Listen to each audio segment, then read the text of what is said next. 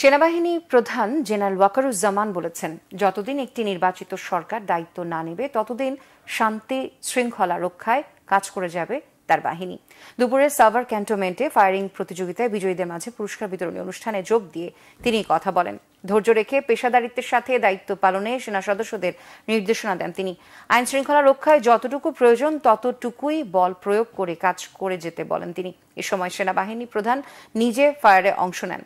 সাভার সেনাবাহিনীর ৯ম পদাতিক ডিভিশনের জিওসি মেজর জেনারেল মঈন খান সহ সেনাবাহিনীর ঊর্ধ্বতন কর্মকর্তারা সেখানে উপস্থিত ছিলেন। শান্তি শৃঙ্খলা রক্ষার কাজে আমরা ব্যস্ত। দেশ ও জাতির জন্য এই কাজটা আমাদের করে যেতে হবে।